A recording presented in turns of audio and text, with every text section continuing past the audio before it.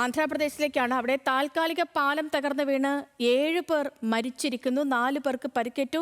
വിശാഖപട്ടണത്തെ ശ്രീ വരാഹലക്ഷ്മി നരസിംഹസ്വാമി ക്ഷേത്രത്തിലെ ചന്ദനോത്സവത്തിന്റെ ഭാഗമായി നിർമ്മിച്ച താൽക്കാലിക പാലമാണ് തകർന്നത്. പ്രദേശത്തെ രക്ഷാപ്രവർത്തനം പുരോഗമിക്കുകയാണ്. ഗൗതം അമ്രകുഞ്ചമുണ്ട് വിവരങ്ങളുമായി. Gautam, good morning. ഇന്ന് അപകടങ്ങളാണ്.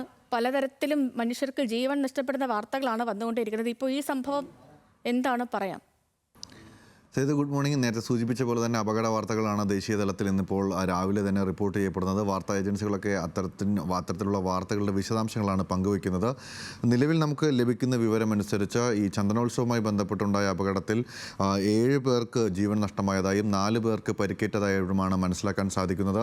നേരത്തെ സൂചിപ്പിച്ച പോലെ ഈ താൽക്കാലിക പാലം അത് ദർശനം നടത്തുന്നതിന് വേണ്ടി നിർമ്മിച്ചതാണ്. ഈ വരാഹലക്ഷ്മി ക്ഷേത്രം നമുക്കറിയുന്നത് പോലെ തന്നെ വളരെ പഴക്കമുള്ള ക്ഷേത്രമാണ്. അവിടുത്തെ ചന്ദനോത്സവം ഒരുപക്ഷെ വലിയ ഒരു ആഘോഷം തന്നെയാണ്.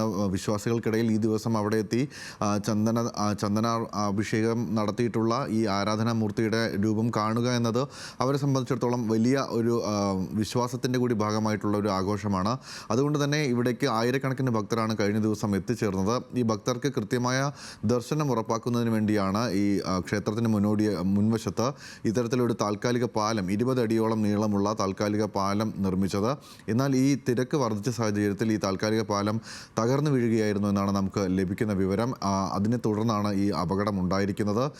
ആളുകൾ ഒരുപാടുണ്ടായിരുന്നതിനാൽ തന്നെ, തിരക്ക് വലിയ തരത്തിൽ കൂടിയതിനാൽ തന്നെയാണ് ഈ അപകടത്തിൻ്റെ തോതും വർദ്ധിച്ചിരിക്കുന്നത്. ഇതിൽ 7 പേർക്ക് ജീവൻ നഷ്ടമാവുകയും 4 പേർക്ക് ഗുരുതരമായ പരിക്കുകളോടുകൂടി ആശുപത്രിയിൽ ചികിത്സയിൽ തുടരുകയുമാണ്. അപകടത്തിന് പിന്നാലെ സ്ഥലത്തുണ്ടായിരുന്ന പോലീസും സുരക്ഷാ സേനയും ഉൾപ്പെടെയുള്ള സംവിധാനങ്ങൾ രക്ഷാപ്രവർത്തനം നടത്തിയെങ്കിലും വലിയ തരത്തിലുള്ള തിരക്കുണ്ടായിരുന്നത് കൊണ്ട് അതിൽ കൃത്യമായ രീതിയിൽ എല്ലാവരുടെയും ജീവൻ രക്ഷിക്കാൻ കഴിഞ്ഞില്ല എന്നതാണ് ഏറ്റവും ദൗർഭാഗ്യകരമായ കാര്യം. ഇതിൽ ഇപ്പോൾ ഈ സുരക്ഷാ പ്രവർത്തകർ അവിടെ പ്രദേശത്ത് പരിശോധന നടത്തുകയും ഈ പരിക്കേറ്റവരെ തിരികെ ജീവിതത്തിലേക്ക് കൊണ്ടുവരാൻ വേണ്ടിയിട്ടുള്ള ശ്രമങ്ങൾ പുരോഗമിക്കുകയും ചെയ്യുകയാണ്. എന്തായാലും ആന്ധ്രാപ്രദേശിലാണ് ഈ സംഭവം ഉണ്ടായിരിക്കുന്നത്. കഴിഞ്ഞ ദിവസം രാത്രിയോടുകൂടിയാണ് ഈ അപകടം നടന്നത് എന്നാണ് നമുക്ക് ലഭിക്കുന്ന വിവരം. 7 പേർ മരണപ്പെട്ടു എന്നതാണ് ഇതിലേറ്റവും ദൗർഭാഗ്യകരമായ വസ്തുത. സേതു ലക്ഷ്മി. ശരി ഗൗതം. ഗൗതം അമ്രകുഞ്ചമാണ് വിവരങ്ങൾ നൽകിയത്.